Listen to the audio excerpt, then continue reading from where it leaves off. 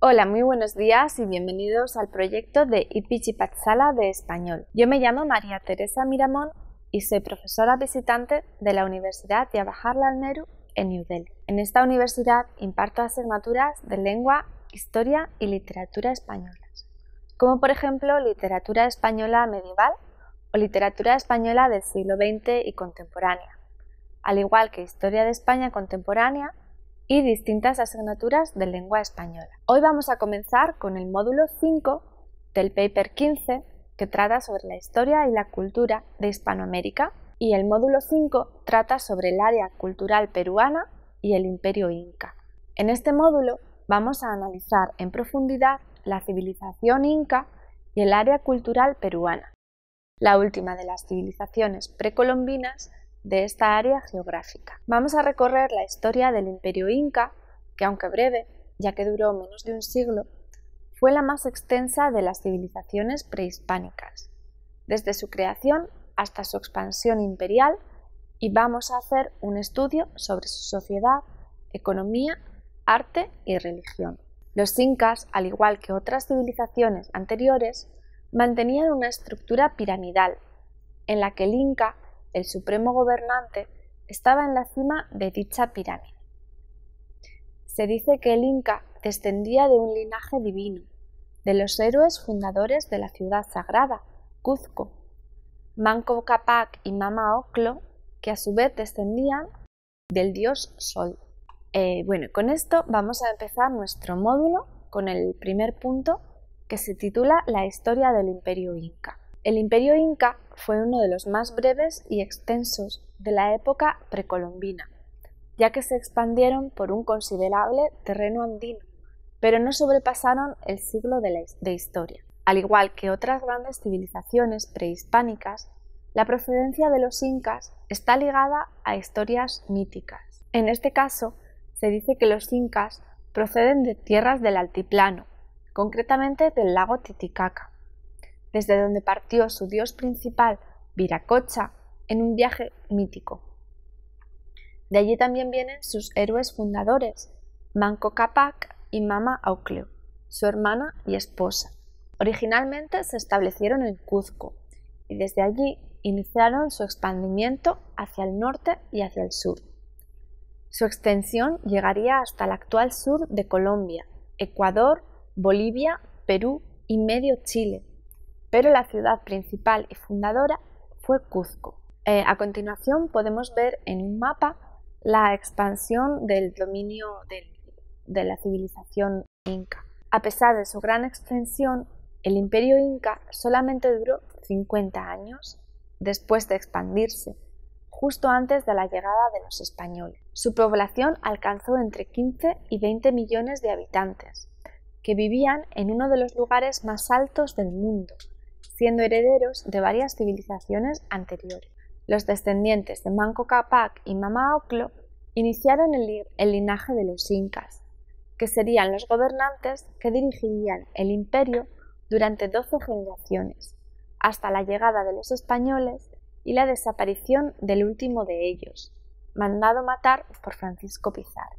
Así pues, Pachacútec fue el inca que comenzó el periodo expansionista, y fue el que mandó construir los más gloriosos edificios de la ciudad de Cuzco, quedando establecida como capital de la civilización y ligada al linaje de los incas. Pachacútec inició la expansión del imperio, ganando los territorios en torno al lago Titicaca y llegando hasta el actual Ecuador.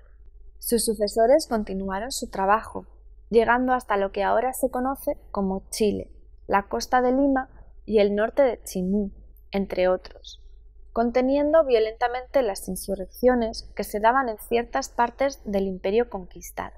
Cuando los españoles llegaron al terreno del Imperio Inca, encontraron ciertos problemas internos, divisiones y luchas por el poder que les ayudaron a someter al último Inca, Atahualpa, acabando de esta manera con el imperio. Finalmente ganó Atahualpa en 1532, pero este fue capturado por los españoles en ese mismo año, mediante una trampa.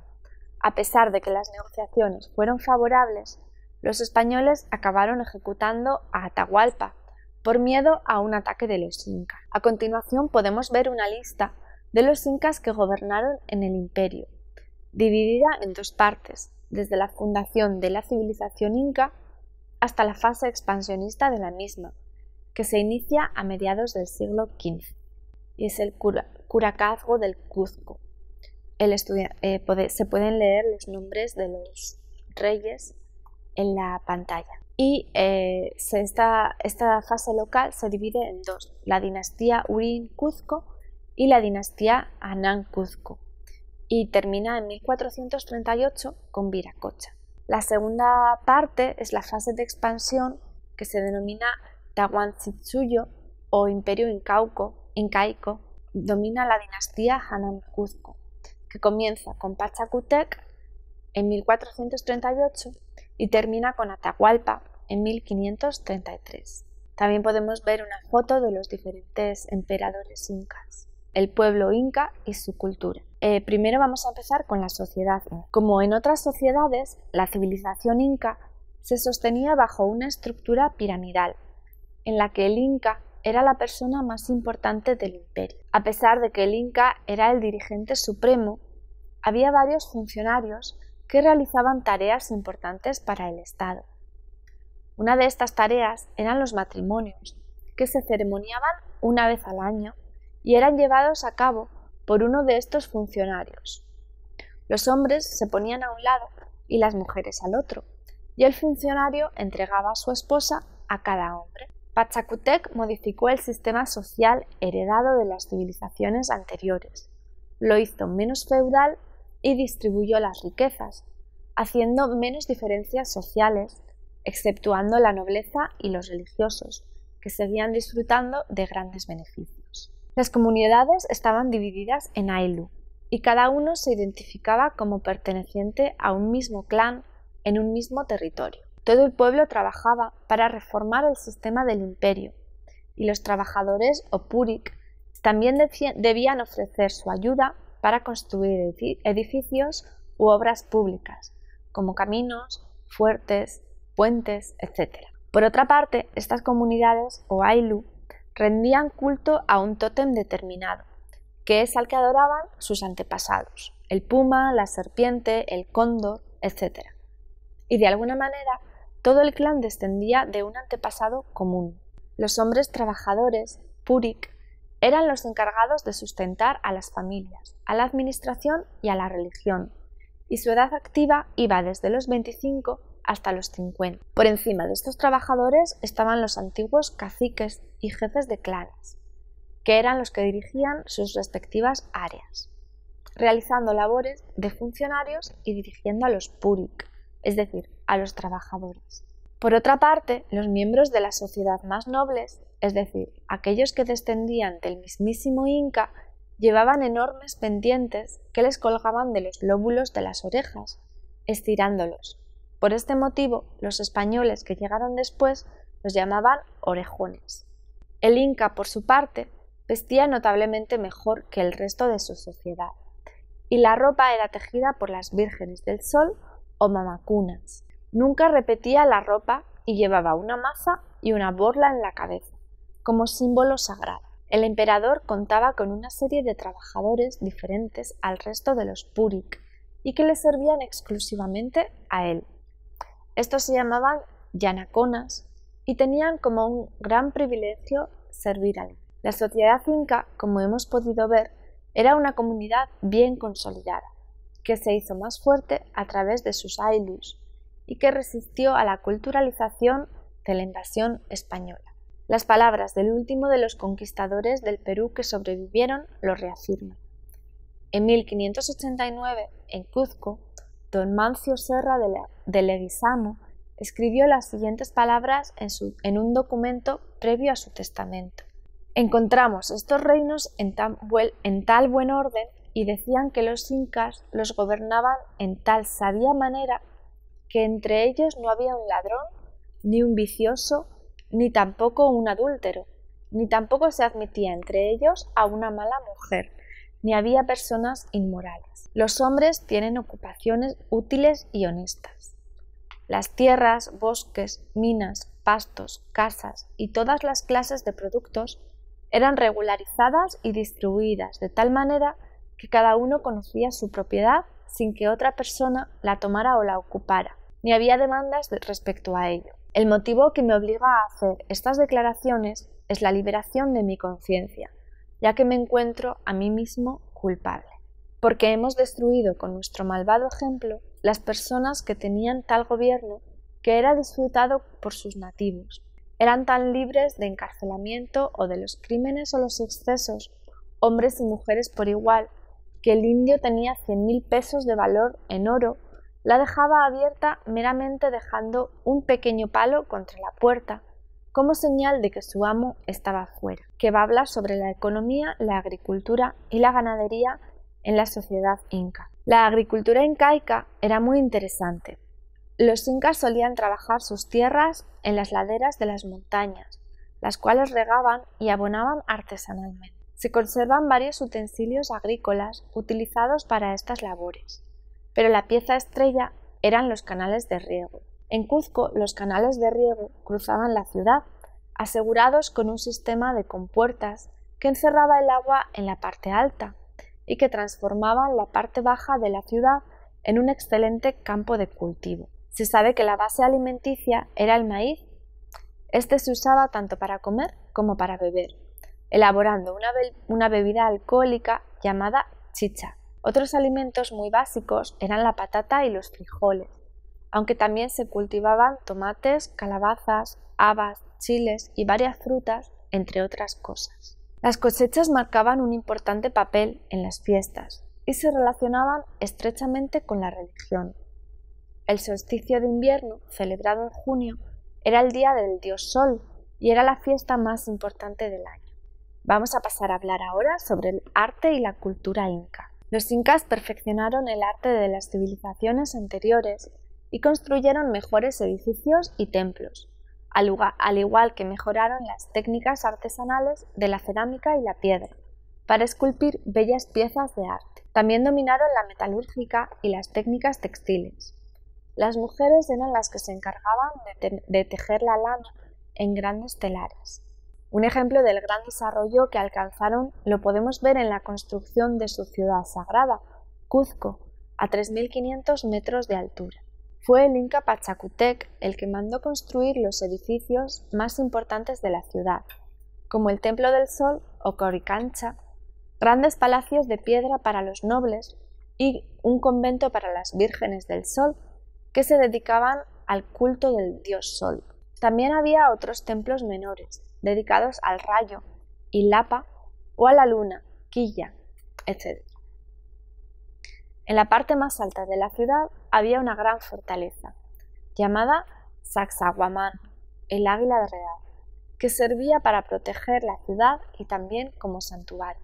Otra de las maravillas de la ciudad, de la cultura inca, fue la magnífica construcción de Machu Picchu, una antigua ciudad inca hoy en día considerada Patrimonio de la Humanidad, declarado por la UNESCO en 1983. Se sabe que a mediados del siglo XV este lugar fue residencia de descanso del noveno inca, Pachacútec, pero probablemente su construcción es anterior, ya que su propósito fundamental era ceremonial y sus mejores construcciones funcionaban como santuario religioso. También se baraja su uso como posible fortaleza defensiva, aunque este punto no está claro. La ciudad estaba dividida en dos zonas principales, la zona Anán, donde residía la parte noble de la ciudad, y la zona Urín, donde estaban los trabajadores. Ambas zonas estaban divididas por la plaza principal y a su vez dividida en secciones. En la zona Anán se situaban algunos de los edificios más emblemáticos, como el Templo del Sol o la Residencia Real. En la zona Urín estaba la Roca Sagrada, el grupo de los morteros y otros edificios donde se realizaban ceremonias y también artesanía. Todas las construcciones gozaban de un magnífico sistema de ingeniería hidráulica que permitía a los techos y suelos de los edificios drenarse y evitar los desastres de la constante lluvia de Machu Picchu. Por otra parte, también alcanzaron notables logros en algunas disciplinas, como en la astrología, medicina y matemáticas, aunque no alcanzaron un gran éxito con la tecnología militar. Cada nudo representaba una información en concreto, y los encargados de manejar este sistema se llamaban Quipucamayok, funcionarios encargados de la contabilidad, basado en un sistema decimal. Por último, vamos a pasar a hablar de la religión inca. La religión en la civilización inca, al igual que en todas las civilizaciones precolombinas, jugó un papel fundamental y fue la razón de ser del imperio. La deidad más importante era el dios Sol o Inti, pero también había otros de suma importancia, como Quilla, la luna, o Illapa, el trueno, y otros de menor importancia, como el mar y la tierra. Por otro lado, había un dios creador que se llamaba Viracocha, pero no tenía tanta importancia como el resto.